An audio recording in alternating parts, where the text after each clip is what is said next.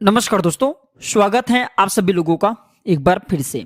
सबसे पहले तो मैं आप सभी को दिखाना चाहूँगा, इस प्रकार मेरे हाथ में रखे हुए ये बीज को देख लीजिए। चमत्कारों से भरा हुआ है ये बीज, और ये बीज आपको मैं जो दिखा रहा हूँ ये बहुत ही आसानी से आपको मिल जाएंगे। अगर आप गांव में रहते हैं तो एक पौधा है, उनका ये बीज है चमत्कारों से भरा हुआ। आज मैं आप लोगों को इन्हीं का दिव्य एवं चमत्कारिक प्रयोग बताऊंगा और इसका आयुर्वेदिक लाभ भी बताऊंगा।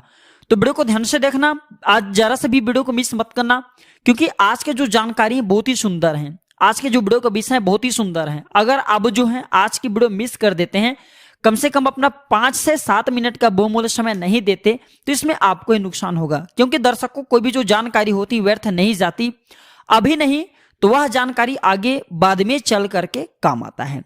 सबसे पहले तो ये बीज देख लीजिए, कुछ इस प्रकार से बीज हैं। फिर मैं आप लोगों को बाद में इसके पौधे की पहचान कराऊंगा। मेरे हाथ में रखे कुछ इस प्रकार से बीज हैं। बहुत से लोगों को ये बीज देख करके समझ में आ गया होगा। इसको रगड़ने से इसमें आग जैसा तीपान आ जाता है, अर्थात इसमें आग जैसा जो गर्मी होती है वो आ जाती है। ठीक है, ध्यान से देखिएगा। इसमें एक प्रकार के कहा जाए घर्षण करने से एक प्रकार के गर्मी आ जाती है और किसी को टच कराते हैं। बचपन में काफी इनसे खेले भी हैं।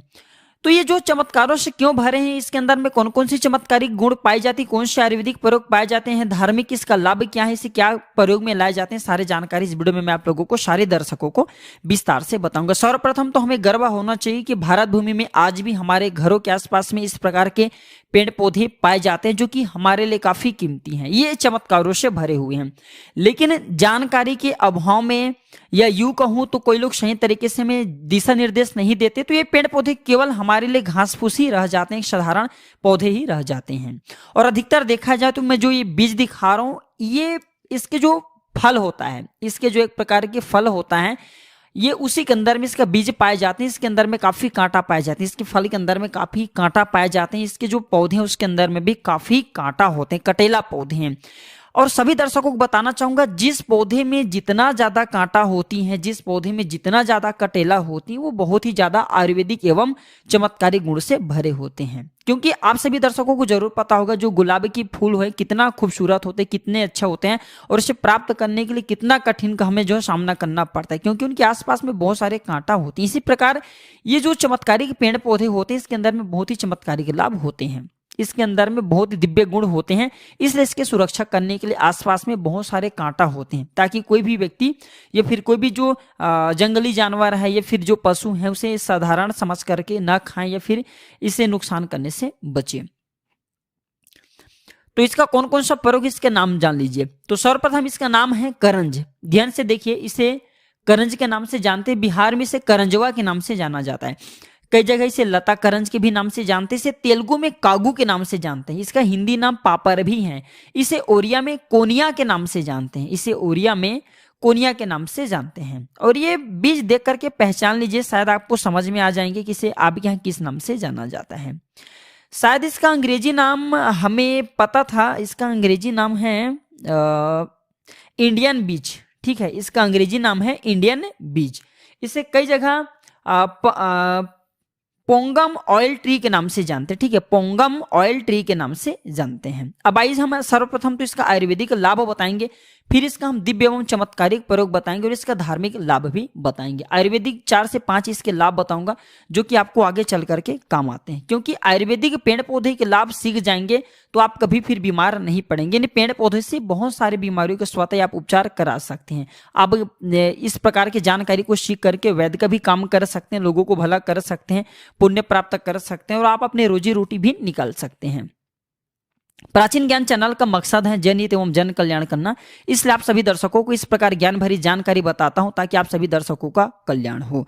तो आप हमारे समाज कल्याण में इस प्रकार के जो चल रहे हैं, एक प्रकार के कार्यक्रम है, आप इसमें हमें योगदान जरूर दीजिए। हमारे चैनल को सब्सक्राइब कर हमारे सपोर्ट जरूर करें, ताकि हम पेड़ पौधे की जानकारी भारत भूमि के हर गाँव में, हर कस्बों में, हर शहरों में यूट्यूब चैनल के माध्यम से आम जन तक पहुंचाने के जो प्रयास करें वो सफल हो। तो सर्वप्रथम इसका जो प्रयोग होता है गंजापन में। ठीक है, गंजापन में इसके जो बीज होता है, इसके बीज से निकला हुआ तेल, ठीक है, इसके बीज से निकला हुआ तेल से अगर गंजापन हिस्से में मालिश किया जाए तो आपके जो झड़े हुए बाल हैं वो पुनः धीरे धीरे उगना शुरू हो जाते हैं। इसमें समय लगता है, 4 से 5 महीने का समय लगता है, लेकिन पूरी तरीके से आपके जो झड़े हुए बाल हैं पुनः सर पे आ जाते हैं। क्योंकि आयुर्वेदिक दवा धीरे से काम करते हैं लेकिन 100% कम करते हैं। तो गंजापन दूर करने के लिए इसके जो बीज होता है, इसका दूसरा प्रयोग बता रहा हूँ, इसके जो बीज होता है, सरसों का तेल होता है, दोनों को मिला करके भी मालिश करने से गंजे सर पर बाल आते हैं। इसके बाद ये दांत दर्द का रामबाण दवा है। इसके बीज को जला करके भस्म तैयार कर लीजिए। ध्यान से सुनिए, इसके बीज को जला करके भस्म तैयार कर लीजिए और इस भस्म को आपके जिस हिस्से में दांत में दर्द हो रहा है उस हिस्से में लगाइए। तो ये दांत के कीड़े को तत्काल मारता है और किसी भी प्रकार से पायरिया के कारण, दांतों में सड़न के कारण, दांतों में बैक्टीरिया के कारण, किसी भी कारणवश अगर आपके दांतों में दर्द बना हुआ है तो वह दर्द जड़ से समाप्त हो जाते हैं। इसी के साथ दर्शकों, आप में से अधिकतर ऐसे लोग हैं जिसे खांसी की समस्या जरूर आता होगा। ठीक है, जो छोटे बच्चे ने खास करके खांसी अधिक आता है, तो ग्रामीण इलाकों में आज भी इसका प्रयोग कराते हैं। हमारे गुरु भी कहा करते थे 1 से 3 ग्राम इसके जो बीज हैं, इसके चूर्ण को, अगर आपको भी अस्थमा की समस्या है, लंबे समय से आपकी खांसी ठीक नहीं हो रही, सांस फूलते हैं, तो 1 से 3 ग्राम इसके बीज के चूर्ण को मधु के साथ में मिला करके, मधु किसे बोलते हैं, शहद, जिसका हम अंग्रेजी नाम बोलचाल की भाषा में बोलते हैं हनी। ठीक है, तो इसके बीज का चूर्ण और मधुरस, ये दोनों को मिला करके चाटने से किसी भी प्रकार की खांसी हो, जैसे कुकुर खांसी है, काली खांसी है, या फिर अस्थमा के संबंधी समस्याएं, अस्थमा की जो बीमारियां हैं, या फिर सांस फूलने वाला जो समस्या है, सारे समस्या ठीक हो जाते हैं। इसका 3 से 4 दिन प्रयोग करना होता है। अस्थमा में थोड़ा लंबे समय आपको लगेंगे, लेकिन खांसी में 3 से 4 दिन में ये ठीक करा देते हैं। इसके बाद अगर आपको भूख नहीं लगती, आप में से अधिकतर ऐसे लोग हैं जिन्हें भूख नहीं लगते होंगे या फिर पेट में दर्द बना होता है। ध्यान से सुनिए, किसी भी प्रकार के आपके पेट में दर्द हो रहे हो तो इसके 1 से 2 ग्राम इसके फल, इसके जो फल हैं, इसके 1 से 2 ग्राम इसके फल को आपको भून लेना है। आपको इसे आग में जला लेना है, भून लेना है। और जितने मात्रा में आप इसका चूरन ले रहे हो, जैसे 1-2 ग्राम इसकी चूरन ले रहे हो, तो 1 से 2 ग्राम आपको सेंधा नमक लेना है। उतनी ही मात्रा में आपको सेंधा नमक लेना है और इसे मिला करके आपको खाना है, दोनों को मिला करके खाना है। तो किसी भी प्रकार के आपके पेट में दर्द हो रहा है, जैसे कृमि के कारण पेट में दर्द हो रहा है, या फिर किसी भी समस्या के कारण आपके पेट में दर्द हो रहा है, गैस बनते हो, तो बिल्कुल ही आपके पेट में होने वाले दर्द समाप्त हो जाते हैं। तो ये थे इसके कुछ आयुर्वेदिक प्रयोग। इसके आयुर्वेदिक प्रयोग के अंतर्गत बवासीर, गला का खराश, गठिया की जो दर्द हो रहे हैं वो भी इसी से ठीक होता है। कभी इसके बारे में विस्तार से बताऊंगा। चलिए अब मैं आप लोगों को इसका धार्मिक प्रयोग बताता हूं। इसका हमारे धार्मिक मान्यता में पेड़ पौधे के रिलेटेड जो जितने भी ये, क्योंकि ग्रह को भी संतुलित करने का काम करते हैं, तो पेड़ पौधे की इसके कौन से हिस्से का, कौन सी पीड़ा को दूर करने के लिए धार्मिक में इसका महत्व बताए गए हैं। वनस्पति शास्त्र के अनुसार अगर किसी को पीलिया की बीमारी हो या फिर सूर्य संबंधी पीड़ा हो, ध्यान से सुनिए, क्योंकि सूर्य को ग्रहों का राजा कहा जाता है। नवग्रह में जो राजा कहे गए हैं आदित्य भगवान सूर्य नारायण। तो इसके पंचांग से, इसके जो पंचांग होता है, इसके पंचांग को, ठीक है, नहाने के पानी में डाल लीजिए, उबाल लीजिए। अब इसके पंचांग को, जिससे पीलिया की बीमारी हो या फिर सूर्य पीड़ा सता रहे हो, सूर्य पीड़ा में चर्मा की बीमारी भी आती है, तो केवल 3 दिन आपको, रविवार और बुधवार के दिन में केवल 3 बार आपको नहलाना है। कैसा भी किसी भी प्रकार के चर्म संबंधी बीमारी हो, पीलिया के रोग हुआ, ठीक हो जाते हैं। या फिर आप 3 बुधवार नहला ले, या फिर 3 आपको रविवार नहलाना है।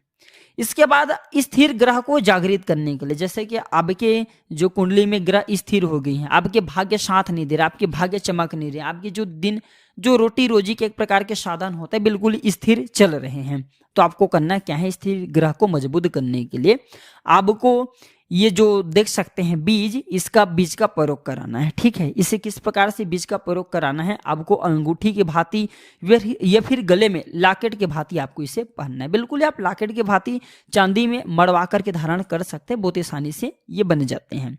तो बहुत ही लाभ देते हैं आपके ग्रह को, जो ग्रह आपके कहा जाए आपको नुकसान पहुंचाते हैं, या फिर जो ग्रह आपके स्थिर है, जागृत अवस्था में उसे जगाने का काम करते हैं, मजबूती प्रदान करते हैं। ये भी कहा जाता है माला बनाकर कि इसके पहनने से नजर दोष नहीं लगते। आज भी छोटे बच्चे को, बहुत जगह आप देखना, छोटे बच्चे को इसके माला बना करके पहनाते हैं, नजर दोष नहीं लगने देते।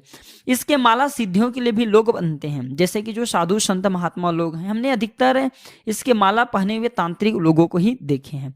तो इसके माला बना करके धारण करने से सिद्धि की प्राप्ति होती है। कभी इसके बारे में बताऊंगा कौन सी सिद्धि की प्राप्ति होती है। इसके बीज घर के वास्तु को भी मजबूत करने का काम करते हैं। इसके बीज को अगर आप अपनी जमीन में या फिर घर में, जैसे आप वास्तु मानते हैं, जो लोग मानते हैं उनके लिए बता रहा हूँ, ठीक है, क्योंकि वास्तु घर के मजबूत होते तो हमारे घर में धन दौलत का आगमन भी होता है। तो इसके 5 बीज को लाल कपड़े में बांध करके आप अपने घर के उत्तर दिशा में रखते हैं, तो इससे आपके घर के वास्तु मजबूत होते हैं। इसी के साथ आपके घर में धन आगमन का साधन खुलते हैं, आपके घर में तेजी से धन आते हैं, सभी मार्ग से धन आना शुरू होते हैं। आप चाहते हो तो इसके बीज को जमीन में आप अपने घर में दबा करके भी रख सकती हैं। फिर घर के मुख्य द्वार है वहां पे इसके 5 बीज को लाल कपड़े में बांध करके रखते हैं, तो ये घर को पूर्ण रूप से सुरक्षा प्रदान करते हैं। आपके घर में वास्तु कमजोर हो उसे प्रबल कर देते हैं, अर्थात आपकी जो वास्तु कमजोर जो आपको नुकसान करें उसे इस प्रकार से प्रबल करेंगे कि आपको फायदा पहुंचाना शुरू कर देते हैं। इसी के साथ ये आपके घर में ऑरा को बढ़ाते हैं, जिससे दूसरे व्यक्ति की बुरी नजर नहीं लगती। चलिए मैं आप लोगों को अब इसका 2 गुप्ता प्रयोग बता रहा हूं, शायद ये गुप्ता प्रयोग आपको कोई नहीं बताएंगे। वीडियो में कंटिन्यू बने रहना। अभी तक वीडियो को लाइक नहीं किया तो वीडियो को लाइक कर चैनल को सब्सक्राइब जरूर कर लेना और कमेंट बॉक्स में जय हिंद जय आयुर्वेद जरूर लिखना, क्योंकि हमें गर्व होना चाहिए कि हमारे भारत भूमि में आज भी इस प्रकार के पेड़ पौधे हैं जो कि हमारे तमाम प्रकार की समस्याओं को चुटकी में दूर करने में समर्थवान है। लेकिन जानकारी के अभाव में इस प्रकार के पेड़ पौधे की मिलने वाले जो फायदा इसे हम अनजान रह जाते हैं। भारत माता के गर्भ में आज भी इस प्रकार के पेड़ पौधे हैं और हमें गर्व होना चाहिए कि भारत भूमि में ये पेड़ पौधे हमारे लिए अमृत तुल्य है। तो इसका सिद्ध अंजन तैयार किया जाता है। सिद्ध अंजन के मतलब इसके अंजन को लगा करके इसका काजल बनाता है, आप इसे लगा करके देवी देवता एवं दिव्य शक्तियों के दर्शन कर सकते हैं। लाखों वर्ष आप साधना करेंगे, तपस्या करेंगे, फिर भी देवी देवताओं को देखना बहुत ही कष्ट है। कोई भी व्यक्ति देवी देवताओं को देखने के लिए सिद्धियों की प्राप्ति करता है, बहुत ही कठिन तपस्या करना पड़ता है। इसे आप बहुत ही साधारण से आप इनका प्रयोग करके देख सकते हैं। मैं जो जानकारी बता रहा हूँ ये वनस्पति शास्त्र के आधार पे बता रहा हूँ। इसका सिद्ध अंजन तैयार किए जाते हैं। तो इसके बीज का भस्म बनाना होता है। रवि पुष्य नक्षत्र, गुरु पुष्य नक्षत्र, कृतिका नक्षत्र, या फिर होली या फिर दीपावली, या फिर कोई अच्छे बड़े जो दिन है जैसे सूर्य ग्रहण है, चंद्र ग्रहण है, तो इस प्रकार के दिन को शुभ दिन कहे जाते हैं धर्म के दृष्टि से, तांत्रिक के दृष्टि से। तो इसके बीज का भस्म, ध्यान से सुनिए, इसके बीज का भस्म और काला अंकोल का तेल, ये दोनों को मिलाकर के नेत्र में काजल की तरह लगाने से आपके घरों के आसपास में रहने वाली दिव्य शक्तियां एवं आकाशचरी, जो आकाश में उड़ने वाली जो दिव्य शक्तियां होती हैं, देवी देवता होती हैं, भूत प्रेत होते हैं, पिशाच होते हैं, फिर बहुत सारे गण आ जाते हैं देवी देवताओं की। इस प्रकार की दिव्य शक्ति को आप अपनी नग्न आंखों से इसका सिद्ध अंजन लगाने के बाद देख सकते हैं। इसका एक और दुर्लभ प्रयोग है। कृतिका नक्षत्र में इसके जड़ को ला करके हाथ में बांधने से आपके शरीर में हाथी जैसा बल आ जाते हैं। बिल्कुल ही अगर आप हाथी से लड़ेंगे तो हाथी को भी कृतिका नक्षत्र के दिन अगर आप इसके जड़ को रख करके लड़ते हैं तो हाथी को भी पटक दोगे, हाथी को हरा दोगे, इतना ज्यादा शरीर में बल प्रदान करते हैं। लेकिन हाँ, आपको कृतिका नक्षत्र का ही चुनाव करना है, क्योंकि अलग अलग पेड़ पौधे अलग अलग नक्षत्र में जागृत अवस्था में होते हैं। तो आशा करता हूं कि करंज के बारे में जो दिव्य एवं चमत्कारिक प्रयोग बताए हूं, शायद यह प्रयोग आपके जीवन में मंगलमय एवं कल्याणकारी साबित जरूर होंगे। यह जानकारी कैसा लगा हमें कमेंट सेक्शन में जरूर बताइएगा। आज की जानकारी पर समाप्त करता हूं दर्शकों। वीडियो देखने के लिए धन्यवाद। नमस्कार। जय हिंद जय आयुर्वेद।